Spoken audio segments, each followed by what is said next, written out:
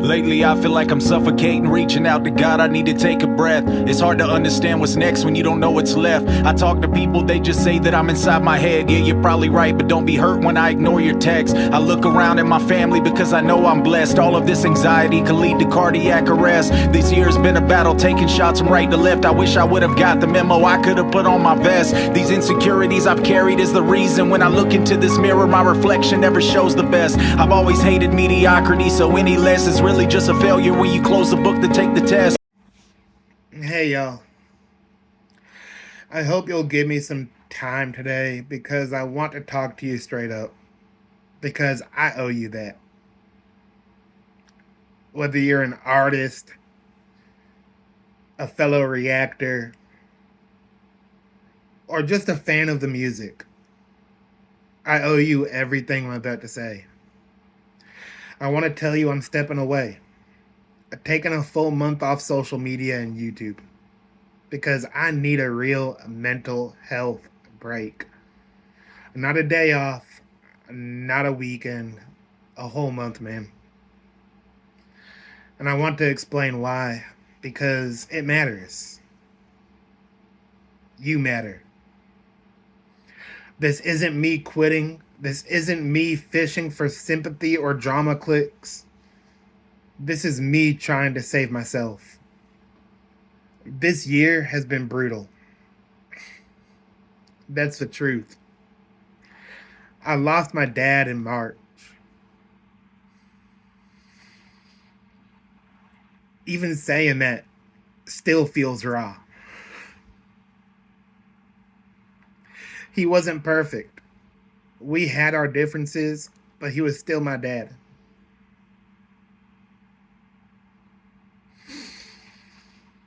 He was the one who taught me things when no one else would. He was the guy I'd call when I didn't know what the hell to do next. And losing him, it left this huge hole in me that I haven't let myself face. Instead, I kept busy, kept recording, and just try to mask the pain with the content I've been pushing out. And that's not real. I told myself if I kept moving, I wouldn't have to stop and feel it. But you can't outrun grief. It waits, it festers, it shows up in ways you don't even notice. Some days I'd be recording reactions and it would feel like I was on autopilot, just trying to get through it. Because if I let my mind wander for even a second, I'd think about him. And I wasn't ready to do that. But I know now that I have to do that. If I don't deal with that loss, if I don't give myself permission to grieve, it's going to eat me alive. And I don't want to keep getting on here pretending everything's fine when it's not. Like I said, that's not real. That's not fair to you. It's not fair to me. And honestly, it's not fucking healthy either. That's one huge reason I'm taking this break. I need to let myself feel it. Cry if I have to. Be angry if I have to. Be silent if I have to. Because if I don't, I'm just going to keep bleeding it out to everyone else. And that's not who I want to be.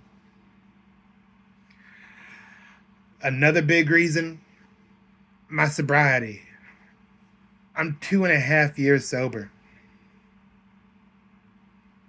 That's not easy to say, not easy to do, but it's something that I'm damn proud of. But staying sober isn't just something you win one day and then you're done. Absolutely not. It's a fight. every single fucking day. Especially when life decides to kick you when you're already down. Grief is a trigger. Stress is a trigger. Drama is a trigger. And lately, the drama's been everywhere. Country rap has been split down the middle. People picking sides, comment sections turning into battlegrounds, beef after beef after beef. It's been exhausting. And I'm going to be real with y'all. When that shit starts swirling, it gets in your head. It makes you angry, defensive, paranoid. It feeds your ego in the worst way. And for someone in recovery like myself, that's a dangerous place to be. I haven't relapsed, and I want to say that clearly. But I felt all those old thoughts creeping in, telling me to numb the pain, telling me just to make it all shut up for a while. And I'm not going to lie to you and say that it didn't scare me, because it did. I know myself well enough to see those warning signs, and I refuse to ignore them. Because sobriety isn't optional for me. It's life or death. I'm not willing to lose everything I fought for. Not over grief, not over drama, not over ego. And speaking of ego, I want to touch on that too. Because I've been doing some real reflecting on how I've been acting here lately. And it's not who I am. When I started this channel last year, I was all in with Creeksquad. I didn't hide it. I was proud of it. That was my side. My people. I liked having that identity. But then this year, diss track season came and shit got ugly. People I respected going at each other. Fans tearing each other apart. Lines drawn in the sand. And I looked at that and thought, I don't want to be a part in making this worse. I don't want to be another voice pouring gas on the fire. So I said I was going neutral. Hard target. Call me Switzerland because of it. I wanted to show love to everyone in country rap. Creeksquad, Goonsquad, Traylormade, everyone else, Outlaw Nation, because this genre is bigger than any one camp. It's a culture. It's a family. That's what I wanted to stand for. But if I'm being honest, I didn't hold up to that promise. I flip-flopped. For damn sure. I'd say I was going neutral, then pick sides the minute my emotions got involved. I let old loyalties get in my head. I let drama drag me right back in.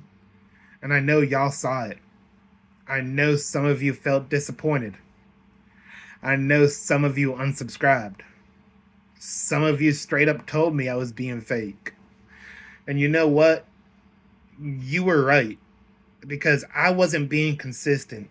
I wasn't being neutral. I wasn't living up to the standard I set for myself. That's on me. And it wasn't just on YouTube. Let's talk about Instagram for a minute, because that's where I've really been showing my ass here lately. Last week, I was on there supporting Adam Calhoun, giving him props, saying positive things. Then literally days later, I'm going at him hard. That's not neutral. That's not consistent. That's me reacting instead of thinking. That's me letting my anger and my ego take over. And it wasn't just him. I blocked a bunch of people on Instagram. Not because they were being disrespectful, Not because they crossed any line, but because I didn't want to hear criticism. Because it bruised my ego. Because I didn't want to be challenged. That's not leadership. That's not honesty. That's not respecting the people who actually care enough to speak up. It's being petty, and I'm not proud of it. So before I go on this break, I want to say this clearly. I'm unblocking every single person that I blocked because I don't want to hide from criticism. I don't want an echo chamber where only people who agree with me can be heard. I want to hear the hard truths, even when they're uncomfortable, because that's the only way that I'm going to grow and get better. To the people I blocked, I'm sorry. To the people who I pushed away with my flip-flopping, I'm sorry. To the people who unsubscribed because they felt I wasn't being real, I get it. You were right to expect better from me.